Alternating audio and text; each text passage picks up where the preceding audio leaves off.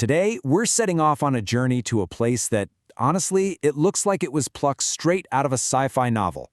We're exploring a landscape so cinematic, so completely bizarre, and so intensely isolated, you might genuinely believe it belongs on another planet entirely. But here's the thing, it's not a movie set, and it's definitely not in another galaxy. It is right here on Earth, and its story is just an absolute marvel of evolution. Just imagine it for a second. What if a literal alien world existed right here on our planet? A place guarded by 300 miles of completely unforgiving open ocean. A place where the trees actually bleed a dark crimson red when you cut into them, and where the ground is pockmarked with mysterious craters that locals say were carved by ancient meteors. I know, it sounds like pure fantasy, right? But this is the very real island of Socotra, and it looks like absolutely nothing else you have ever seen. Okay, let's dive right into this. Scientists actually love to call Socotra the Galápagos of the Indian Ocean. And honestly, that moniker hits the nail on the head. Geographically, it's sitting totally isolated right at the mouth of the Gulf of Aden. To put that into perspective for you, it's actually closer to the coast of Somalia than it is to its own mainland of Yemen. It's really just a tiny archipelago, 4 islands and 2 rocky islets to be exact, floating completely alone in the Arabian Sea. And that profound geographical isolation, that is the absolute key to unlocking the whole story of this magnificent place. And looking at this timeline, it perfectly illustrates just how deep that isolation really goes. So, nearly 20 million years ago, this land physically broke away from the ancient supercontinent of Gondwana. Just think about that time frame for a second. While the rest of the world's plants and animals were evolving together and mixing across connected landmasses, Socotra was just cast adrift. It evolved completely alone, with almost zero biological contact from the outside world for millions of years. I mean, sure, by the 1st century AD, the Roman Empire briefly brushed against it to trade for rare tree resins, and much later in 2008, it finally got the global recognition it deserved as a UNESCO World Heritage Site. But those 20 million years of absolute solitude, that meant evolution here took a wildly different, completely unique path. Which brings us to our first major focus today, the tree that bleeds. So, that completely unique evolutionary path brings us to the undeniable centerpiece of the Socotran landscape, the dragon blood tree. Now, its canopy doesn't just grow upward like a normal tree. It grows outward. It creates this striking, incredibly dense shape that looks exactly like an umbrella that's just been flipped inside out by a huge gust of wind. But you know, nature doesn't do things by accident. This bizarre shape evolved as the absolute perfect mechanism to survive a really harsh environment. That upturned canopy is specifically designed to trap whatever rare, precious moisture it can pull from the morning mist and the dry desert air, and then funnel that water straight down its trunk to the roots. But here's where it gets really wild. The real secret is hiding just beneath the bark. If you make a cut into a dragon blood tree, something incredible happens. This deep, thick, red sap just oozes out. It looks undeniably like blood. In fact, local Socotran legend calls this crimson resin the blood of 2 brothers. And this isn't just some fascinating visual trick. This resin has been highly prized and traded for over 1,000 years. We're talking used as a rich dye, a super sought-after varnish for violins, and even as medicine and makeup, dating all the way back to the days of the Roman Empire. The legacy of these trees is truly awe-inspiring. These aren't just fascinating plants, they're like ancient sentinels. Individual trees are actually believed to boast lifespans spanning many hundreds of years. And if you hit into the island's interior, specifically to the Dixon Plateau, you won't just see 1 or 2 of them. You'll find them grouped together by the literally thousands. At sunset, they cluster to create a horizon that just looks completely otherworldly. They are such a fundamental cultural icon to the region that they're even proudly stamped on Yemeni currency.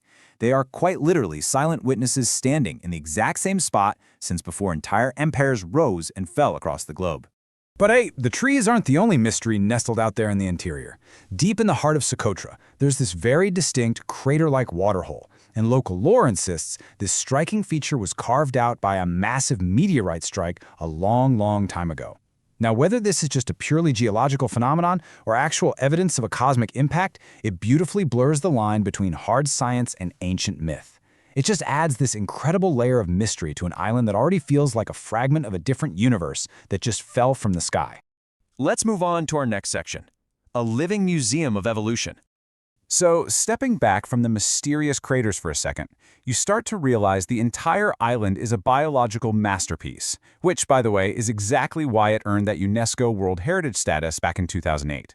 But to really understand why it's so fiercely protected, you just need to look at this one staggering number, 30%. Just let that sink in for a second.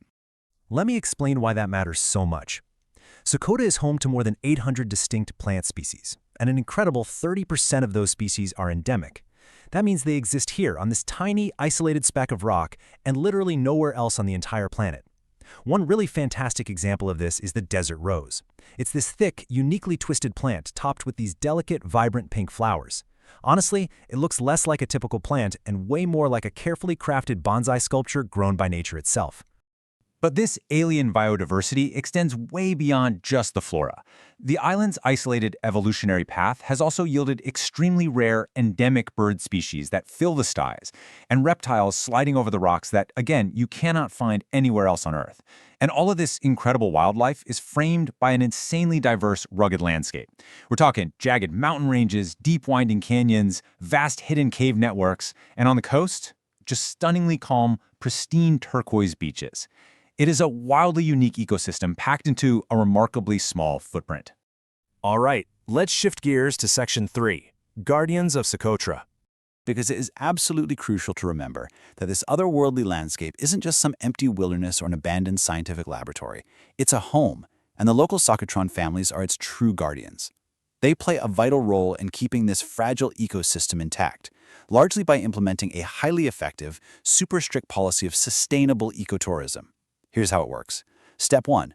Every single visitor who arrives absolutely must travel with a local guide. Step 2. Local families directly run the campsites and the guest houses. And Step 3.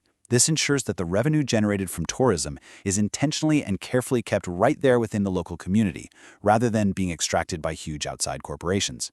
The industry here is entirely designed to directly benefit and empower the indigenous community, which in turn perfectly incentivizes them to protect their land. And you know, this local stewardship has created a really fascinating, though undeniably tragic, contrast. Politically, Socotra is part of Yemen. And as the source material outlines, mainland Yemen has terribly endured a decade of devastating civil war, leading to extreme economic hardship and making it one of the world's poorest nations. Yet, isolated way out in the Arabian Sea, Socotra Island manages to remain a peaceful, thriving sanctuary sustained by its ecotourism. Because of these strict local policies, many Socotrans actually report a significantly better quality of life than folks on the mainland. The island has miraculously managed to protect two incredibly precious things at the exact same time: its indigenous people and its irreplaceable wilderness. Which brings us to our fourth and most urgent section, a fragile future. Because as resilient as the people in this island are, we have to pivot our focus to a very tough reality. This alien paradise is highly vulnerable, and it is fighting a desperate battle for its own survival right now. And this number is deeply sobering. Some studies suggest that the population of those ancient, iconic dragon blood trees may have dropped by nearly 50% over just the last century. Half of these magnificent sentinels, completely gone in a geological blink of an eye. So what's driving this rapid decline? Well, it's a mix of compounding threats. First, we have global climate change, which is unfortunately fueling stronger and much more frequent cyclones in the Arabian Sea. These intense, unnatural storms have already snapped the branches of and completely wiped out thousands of mature dragon blood trees. And on top of that, there's a massive issue with invasive goats that were introduced to the island. These goats graze heavily on the young, vulnerable saplings before they even get a chance to grow. So without mature trees surviving the storms, and without young saplings surviving the goats, conservationists are warning there's a severe risk of a total population collapse in the coming decades. But the Guardians of Socotra are absolutely not giving up. Local families and conservation workers have taken the fight completely into their own hands. They are out there desperately planting new saplings by hand and painstakingly building stone fences around them one by one. They are quite literally fencing in the future, doing everything in their physical power to protect the young trees from grazing goats and give the next generation of these ancient bleeding trees a fighting chance to mature and replace what the storms have taken away. All of this leaves us with an incredibly powerful, lingering question. Will this ancient paradise survive? Socotra is profound proof that Earth still holds isolated pockets that feel utterly alien to the rest of the globe. It's a breathtaking reminder of how strange, how beautiful, and how deeply fragile evolution can be when it's left to its own devices for 20 million years. The locals' efforts to protect it really remind us that preserving our planet's unique heritage requires active, immediate care. So, if unpacking the story of this incredible island fascinated you in today's Explainer, make sure to hit subscribe because we have so many more incredible stories just waiting to be uncovered. Thanks so much for joining me, and I'll see you in the next one.